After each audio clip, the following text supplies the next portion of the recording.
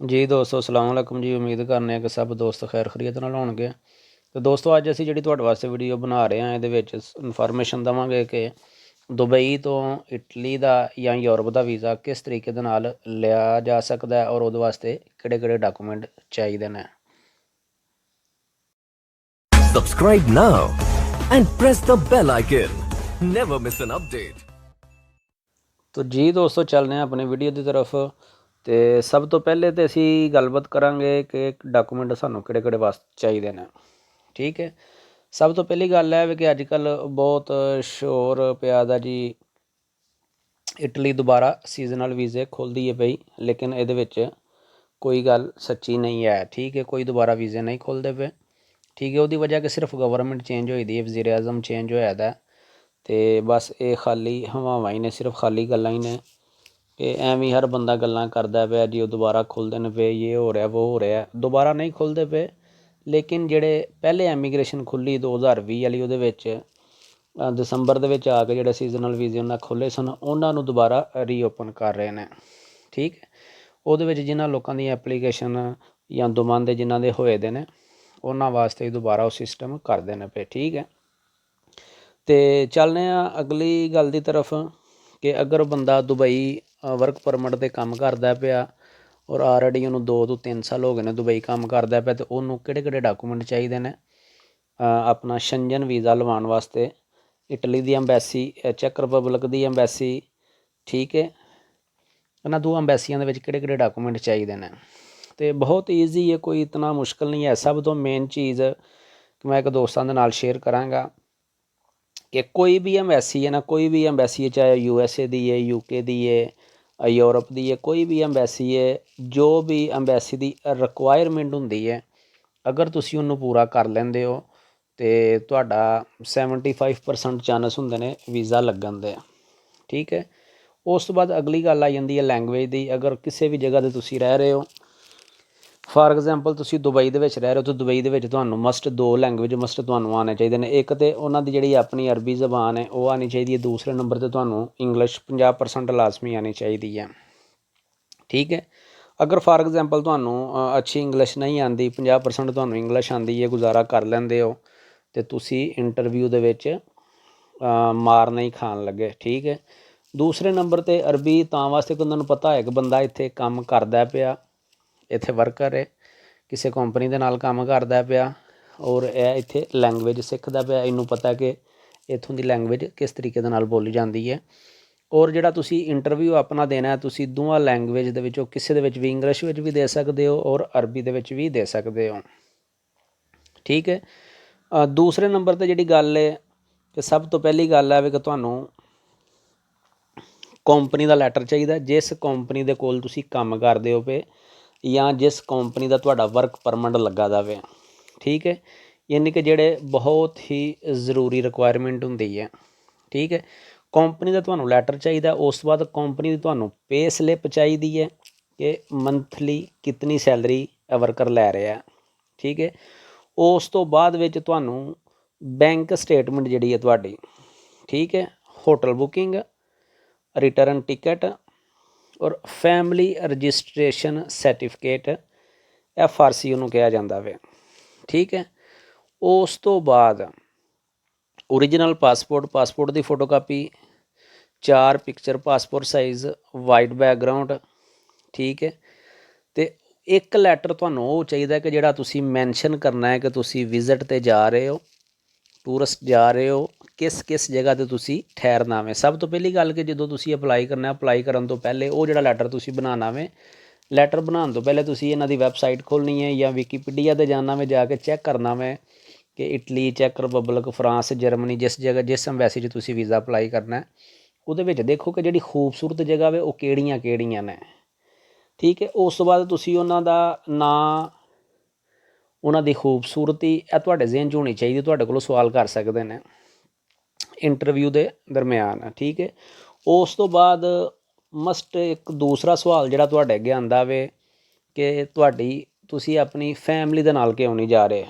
ठीक है, अकेले क्यों अपलाई करदे पे, विदाउट फैमिली क्यों अपलाई करदे हो पे, विद फैमिली अपलाई करना चाहिए सी, विद तुहाडी फैमिली। ठीक है, ਲੇਕਿਨ ਉਹਦੇ ਵਿੱਚ ਵੀ ਤੁਸੀਂ ਆਪਣਾ ਰੀਜ਼ਨ ਦੱਸ ਸਕਦੇ ਹੋ, ਠੀਕ ਹੈ, ਕਿ ਜਨਾਬ ਫਸਟ ਅਸੀਂ ਜਾਵਾਂਗੇ, ਉਸ ਤੋਂ ਬਾਅਦ ਅਸੀਂ ਜਾ ਕੇ ਮਾਹੌਲ ਸਿਸਟਮ ਵੇਖ ਕੇ ਫਿਰ ਦੁਬਾਰਾ ਅਸੀਂ ਆਵਾਂਗੇ, ਦੁਬਾਰਾ ਅਸੀਂ ਫੈਮਿਲੀ ਦੇ ਨਾਲ ਅਪਲਾਈ ਕਰਾਂਗੇ। ਉਸ ਤੋਂ ਬਾਅਦ ਸਪੋਰਟ ਡਾਕੂਮੈਂਟ ਜਿਹੜੇ ਤੁਹਾਨੂੰ ਸਪੋਰਟ ਕਰਦੇ ਨੇ, ਠੀਕ ਹੈ, ਉਹਦੇ ਵਿੱਚ ਹੈ ਕਿ ਜਿਸ ਟਾਈਮ ਤੁਸੀਂ ਆਪਣੀ ਕੰਪਨੀ ਦਾ ਲੈਟਰ ਲਾਉਣਾ ਵੇ, ਕੰਪਨੀ ਦੀਆਂ ਪੇ ਸਲਿੱਪਾਂ ਲਾਉਣੀਆਂ ਨੇ, ਨਾਲ ਤੁਸੀਂ ਆਪਣਾ ਜਿਹੜਾ ਤੁਹਾਡਾ ਅਰਬਾਬ ਹੈ ਉਹਦੇ ਕੋਲੋਂ ਤੁਸੀਂ ਜਿਹੜਾ ਤੁਹਾਡਾ ਕੰਪਨੀ ਦਾ ਮਾਲਕ ਹੈ ਉਹਦੀਆਂ ਡਾਕੂਮੈਂਟਾਂ ਦੀਆਂ ਫੋਟੋ ਕਾਪੀਆਂ ਵੀ ਤੁਸੀਂ ਨਾਲ ਲਾ ਸਕਦੇ ਹੋ, ਤੁਹਾਡੇ ਵਾਸਤੇ ਬਹੁਤ ਹੀ ਅਹਿਮ ਨੇ, ਠੀਕ ਹੈ। ਉਸ ਤੋਂ ਬਾਅਦ ਅਗਰ ਪਾਕਿਸਤਾਨ ਦੇ ਵਿੱਚ, ਇੰਡੀਆ ਦੇ ਵਿੱਚ, ਬੰਗਲਾਦੇਸ਼ ਦੇ ਵਿੱਚ ਤੁਹਾਡੀ ਕੋਲ ਪ੍ਰਾਪਰਟੀ ਤੁਹਾਡੇ ਆਪਣੇ ਨਾਮ 'ਤੇ ਹੈ ਅਤੇ ਉਸ ਪ੍ਰਾਪਰਟੀ ਦੇ ਤੁਸੀਂ ਕਾਗਜ਼ ਮੰਗਵਾ ਲਵੋ, ਉਹਨਾਂ ਨੂੰ ਟਰਾਂਸਲੇਟ ਕਰਵਾ ਕੇ, ਅਟੈਸਟਡ ਕਰਵਾ ਕੇ ਉਹ ਤੁਸੀਂ ਨਾਲ ਲਾ ਸਕਦੇ ਹੋ, ਬਹੁਤ ਹੀ ਇੰਪੋਰਟੈਂਟ ਨੇ ਤੁਹਾਡੇ ਵੀਜ਼ਾ ਲੱਗਣ ਦੀ ਹੈਲਪ ਕਰਨ ਦੇ ਵਿੱਚ, ਠੀਕ ਹੈ। ਅਤੇ ਇਹ ਉਹ ਨੁਕਤੇ ਦੀਆਂ ਗੱਲਾਂ ਤੁਹਾਨੂੰ ਦੱਸਣੇ ਆ ਪਏ ਕਿ ਜਿਹੜਾ ਹਾਂ ਮੈਂ ਤੁਹਾਨੂੰ ਕੋਈ ਬੰਦਾ ਨਹੀਂ ਦੱਸਦਾ, ਠੀਕ ਹੈ। ਵੈਸੇ ਤੁਸੀਂ ਚੈੱਕ ਕਰਦੇ ਹੋ ਫੇਸਬੁੱਕ 'ਤੇ ਅੱਗੇ ਪਿੱਛੇ ਬੜਾ ਉਹ ਹੋਇਆ ਦਾ ਸਿਸਟਮ ਜੀ, ਡਨ ਬੇਸ 'ਤੇ ਹੋ ਗਿਆ, ਇਸ ਤਰ੍ਹਾਂ ਹੋ ਗਿਆ, ਕੋਈ ਡਨ ਬੇਸ 'ਤੇ ਨਹੀਂ, ਕਿਸੇ ਦਾ ਕੋਈ ਅੰਦਰ ਅੰਬੈਸੀ ਦੇ ਕੋਈ ਬੰਦਾ ਨਹੀਂ ਹੁੰਦਾ। ਸਭ ਤੋਂ ਮੇਨ ਚੀਜ਼ ਹੈ ਕਿ ਜਿਹੜੀ ਅੰਬੈਸੀ ਦੀ ਰਿਕੁਆਇਰਮੈਂਟ ਹੈ ਤੁਸੀਂ ਉਸ ਨੂੰ ਪੂਰਿਆਂ ਕਰਨਾ ਹੈ ਬਸ। ਅਗਰ ਤੁਸੀਂ ਅੰਬੈਸੀ ਦੀ ਰਿਕੁਆਇਰਮੈਂਟ ਪੂਰੀ ਕਰ ਲਈ ਹੈ,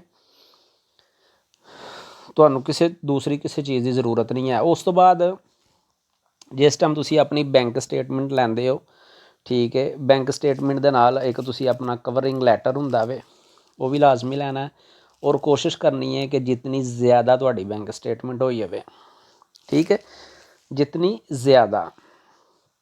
ਉਸ ਤੋਂ ਬਾਅਦ ਜਿਸ ਟਾਈਮ ਤੁਸੀਂ ਆਪਣੀਆਂ ਪੇ ਸਲਿੱਪਾਂ ਲੈਂਦੇ ਹੋ ਅਤੇ ਕੋਸ਼ਿਸ਼ ਕਰਕੇ ਤੁਸੀਂ ਉਹ ਵੀ ਮਾਲਕਾਂ ਦੇ ਨਾਲ ਜਾਂ ਸੁਪਰਵਾਈਜ਼ਰ ਦੇ ਨਾਲ ਕਰ ਸਕਦੇ ਹੋ ਕਿ 2-3 ਮਹੀਨੇ ਦੀ ਜਾਂ 4 ਮਹੀਨੇ ਦੀ ਪੇ ਸਲਿੱਪ ਸਾਨੂੰ ਥੋੜ੍ਹੀ ਜਿਹੀ ਜ਼ਿਆਦਾ ਅਗਰ ਮਿਲ ਜਾਵੇ ਤਾਂ ਉਹਦੇ ਵਿੱਚ ਆਪਸ਼ਨ ਹੁੰਦਾ, ਕੋਈ ਪ੍ਰੋਬਲਮ ਨਹੀਂ ਹੈ, ਠੀਕ ਹੈ। ਹੋਟਲ ਬੁਕਿੰਗ ਜਿਹੜੀ ਹੈ ਤੁਹਾਡੀ ਉਹ ਮਸਟ ਹੋਣੀ ਚਾਹੀਦੀ ਹੈ, ਰਿਟਰਨ ਟਿਕਟ ਹੋਣੀ ਚਾਹੀਦੀ ਹੈ, ਠੀਕ ਹੈ।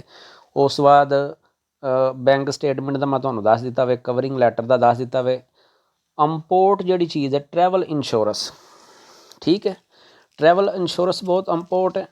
ਉਸ ਤੋਂ ਬਾਅਦ ਬੈਂਕ ਸਟੇਟਮੈਂਟ, ਕੰਪਨੀ ਦਾ ਲੈਟਰ, ਸੈਲਰੀ ਸਲਿੱਪਾਂ, ਠੀਕ ਹੈ, ਬਹੁਤ ਯਾਨੀ ਕਿ ਇਹਨਾਂ ਦਾ ਕਿਰਦਾਰ ਅਦਾ ਕੀਤਾ ਜਾਂਦਾ ਜਿਸ ਟਾਈਮ ਤੁਹਾਡੀ ਫਾਈਲ ਤਿਆਰ ਹੁੰਦੀ ਹੈ।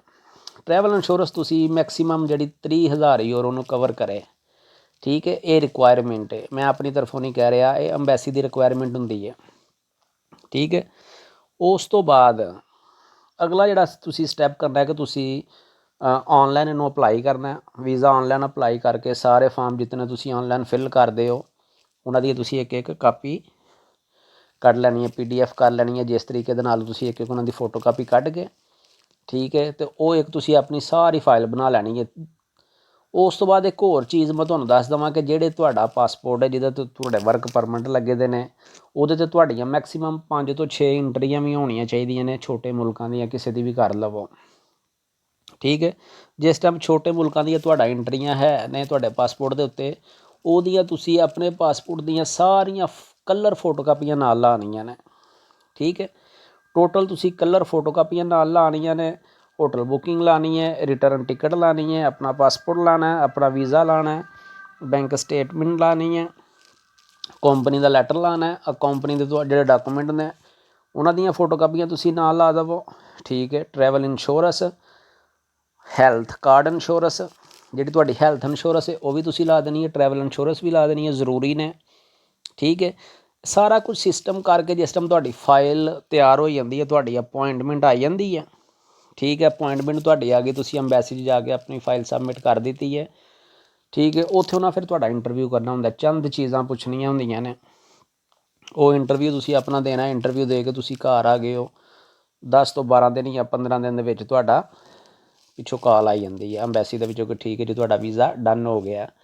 ਜਿਹੜੇ ਲੋਕ ਡਨ ਬੇਸ 'ਤੇ ਕਰਦੇ ਨੇ ਉਹ ਵੀ ਇਹ ਕੁਛ ਨਾਲ ਲਾਉਂਦੇ ਨੇ, ਉਹਨਾਂ ਦਾ ਕੋਈ ਅੰਦਰ ਬੰਦਾ ਨਹੀਂ ਹੁੰਦਾ, ਕੋਈ ਗੱਲ ਨਹੀਂ, ਕੋਈ ਬਾਤ ਨਹੀਂ, ਠੀਕ ਹੈ।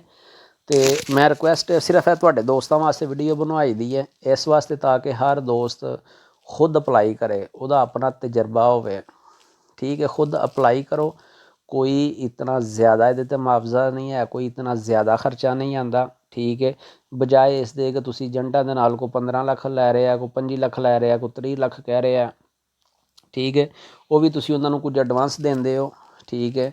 ਉਸ ਤੋਂ ਬਾਅਦ ਵਿੱਚ ਉਹ ਖੱਲੀ ਵੱਲੀ ਹੋ ਜਾਂਦੇ ਨੇ, ਬਾਅਦ ਵਿੱਚ ਤੁਸੀਂ ਘਰੋਂ ਬੇਘਰ, ਅਗਲਾ ਤੁਹਾਨੂੰ ਨਜ਼ਰ ਨਹੀਂ ਆਉਂਦਾ, ਫੋਨ ਬੰਦ ਕਰਕੇ, ਉਹ ਭਾਵੇਂ ਨਾਲ ਦੇ ਪਿੰਡ ਬੈਠਾ ਹੋਏ, ਉਹਦਾ ਕਿਸੇ ਨੂੰ ਨਹੀਂ ਪਤਾ ਹੁੰਦਾ, ਠੀਕ ਹੈ। ਅਤੇ ਇਹ ਸਿਰਫ ਮੈਂ ਤੁਹਾਡੇ ਦੋਸਤਾਂ ਵਾਸਤੇ ਸਪੈਸ਼ਲ ਜਿਹੜੀ ਵੀਡੀਓ ਬਣਾਈ ਦੀ ਹੈ, ਸਿਰਫ ਇਸ ਵਾਸਤੇ ਹੀ, ਤਾਂ ਕਿ ਦੋਸਤਾਂ ਨੂੰ ਥੋੜ੍ਹੀ ਜਿਹੀ ਸਮਝ ਆਈ ਜਾਵੇ ਕਿ ਕਿਹੜੇ ਕਿਹੜੇ ਡਾਕੂਮੈਂਟ ਚਾਹੀਦੇ ਨੇ, ਕਿਸ ਤਰੀਕੇ ਦੇ ਨਾਲ ਅਪਲਾਈ ਕਰਨਾ।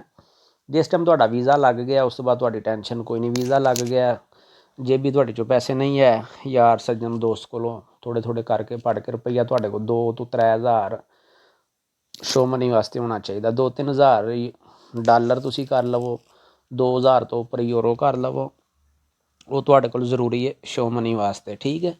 ਸ਼ੋ ਮਨੀ ਵਾਸਤੇ ਜਿਸ ਟਾਈਮ ਤੁਹਾਡੇ ਕੋਲ ਨੇ, ਹੋਟਲ ਬੁਕਿੰਗ ਤੁਹਾਡੇ ਕੋਲ ਹੈ, ਰਿਟਰਨ ਟਿਕਟ ਤੁਹਾਡੇ ਕੋਲ ਹੈ, ਅਤੇ ਕੋਈ ਵੀ ਕਿਸੇ ਵੀ ਕੰਟਰੀ ਦੀ ਇਮੀਗ੍ਰੇਸ਼ਨ ਤੁਹਾਨੂੰ ਨਹੀਂ ਰੋਕਦੀ, ਕਿਉਂਕਿ ਉਹਨਾਂ ਦੀਆਂ ਰਿਕੁਆਇਰਮੈਂਟਾਂ ਤੁਹਾਡੇ ਕੋਲ ਨੇ, ਠੀਕ ਹੈ। ਉਸ ਤੋਂ ਬਾਅਦ ਅੱਗੇ ਗੱਲ ਕਰਨੀ ਅਸੀਂ ਯੂਰਪ ਦੀ, ਕਿ ਯੂਰਪ ਦਾ ਜਿਸ ਟਾਈਮ ਤੁਹਾਨੂੰ ਇੱਕ ਦਫਾ ਵੀਜ਼ਾ ਮਿਲ ਜਾਂਦਾ, ਉਸ ਤੋਂ ਬਾਅਦ ਏਅਰਪੋਰਟ ਤੋਂ ਤੁਹਾਨੂੰ ਡਿਪੋਰਟ ਨਹੀਂ ਕਰਦੇ।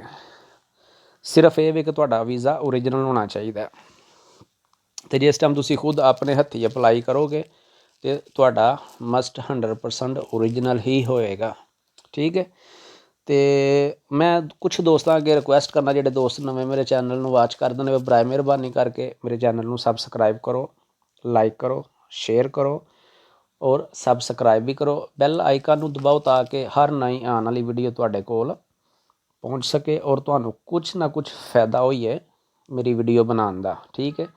ਮੇਰਾ ਸਿਰਫ ਵੀਡੀਓ ਬਣਾਉਣ ਦਾ ਮਕਸਦ ਕਿ ਯਾਰ ਦੋਸਤ, ਠੀਕ ਹੈ, ਵੀਡੀਓ ਨੂੰ ਵਾਚ ਕਰਨ ਅਤੇ ਦੂਸਰੇ ਏਜੰਟਾਂ ਦੇ ਹੱਥੋਂ ਬਚਣ, ਤਾਂ ਕਿ ਤੁਹਾਡਾ ਮਾਕੂਲ ਖਰਚੇ ਦੇ ਵਿੱਚ ਤੁਸੀਂ ਆਪਣਾ ਵੀਜ਼ਾ ਲਵਾਓ ਅਤੇ ਆਪਣੇ ਕਾਰੋਬਾਰ ਦੀ ਤਰਫ ਅੱਗੇ ਵਧੋ, ਠੀਕ ਹੈ। ਅਤੇ ਦੁਬਾਰਾ ਮੈਂ ਰਿਕੁਐਸਟ ਕਰਨਾ ਕਿ ਬਰਾਏ ਮਿਹਰਬਾਨੀ ਕਰਕੇ ਚੈਨਲ ਨੂੰ ਸਬਸਕ੍ਰਾਈਬ ਕਰੋ, ਸ਼ੇਅਰ ਕਰੋ, ਬੈਲ ਆਈਕਨ ਨੂੰ ਵੀ ਦਬਾਓ। ਇਹਦੇ ਵਿੱਚ ਸਿਰਫ ਸਾਡੀ ਹੌਸਲਾ ਅਫਜ਼ਾਈ ਹੁੰਦੀ ਹੈ ਕਿ ਠੀਕ ਹੈ ਦੋਸਤ ਵੇਖਦੇ ਨੇ ਪਏ, ਔਰ ਤੁਸੀਂ ਕਮੈਂਟ ਵੀ ਕਰ ਸਕਦੇ ਹੋ, ਕਮੈਂਟ ਕਰਕੇ ਤੁਸੀਂ ਪੁੱਛ ਸਕਦੇ ਹੋ ਕਿ ਦੁਬਾਰਾ ਵੀ ਤੁਸੀਂ ਮੈਨੂੰ ਡਾਕੂਮੈਂਟਾਂ ਦਾ ਪੁੱਛ ਸਕਦੇ ਹੋ ਕਿ ਫਲਾਣੀ ਕੰਟਰੀ ਵਾਸਤੇ ਕਿਹੜੇ ਡਾਕੂਮੈਂਟ ਚਾਹੀਦੇ ਨੇ, ਫਲਾਣੀ ਕੰਟਰੀ ਵਾਸਤੇ ਕਿਹੜੇ ਡਾਕੂਮੈਂਟ ਚਾਹੀਦੇ ਨੇ, ਠੀਕ ਹੈ। ਅਤੇ ਕਾਫੀ ਦੋਸਤਾਂ ਨੇ ਅੱਗੇ ਆਏ ਵੀ ਨੇ, ਕਮੈਂਟ ਆਏ ਵੀ ਨੇ, ਉਹਨਾਂ ਨੂੰ ਬਾਅਦ 'ਚ ਕਾਲ ਕਰਕੇ ਦੱਸਿਆ ਵੀ ਹੈ, ਔਰ ਬੜੇ ਸਾਰੇ ਐਸੇ ਦੋਸਤ ਨੇ ਕਿ ਜਿਨ੍ਹਾਂ ਦੇ ਵੀਜ਼ੇ ਲੱਗੇ ਵੀ ਹੈ ਨੇ, ਠੀਕ ਹੈ। ਅਤੇ ਦੁਬਾਰਾ ਮੈਂ ਫਿਰ ਰਿਕੁਐਸਟ ਕਰਾਂਗਾ ਕਿ ਲਾਜ਼ਮੀ ਚੈਨਲ ਨੂੰ ਸਬਸਕ੍ਰਾਈਬ ਕਰੋ, ਦੋਸਤਾਂ ਦੇ ਨਾਲ ਸ਼ੇਅਰ ਵੀ ਕਰੋ, ਠੀਕ ਹੈ। ਉਸ ਤੋਂ ਬਾਅਦ ਬੈਲ ਆਈਕਨ ਨੂੰ ਦਬਾਓ ਤਾਂ ਕਿ ਨਵੀਂ ਆਉਣ ਵਾਲੀ ਹਰ ਵੀਡੀਓ ਤੁਹਾਡੇ ਕੋਲ ਪਹੁੰਚੇ। ਅਤੇ ਇਹਦੇ ਨਾਲ ਹੀ ਮੈਨੂੰ ਦੇਵੋ ਇਜਾਜ਼ਤ, ਸੋਨੇ ਰੱਬ ਦੇ ਹਵਾਲੇ, ਅਤੇ ਨੈਕਸਟ ਫਿਰ ਹਾਜ਼ਰ ਹੋਵਾਂਗੇ ਇੱਕ ਨਵੀਂ ਵੀਡੀਓ ਦੇ ਨਾਲ। Subscribe now and press the bell icon. Never miss an update.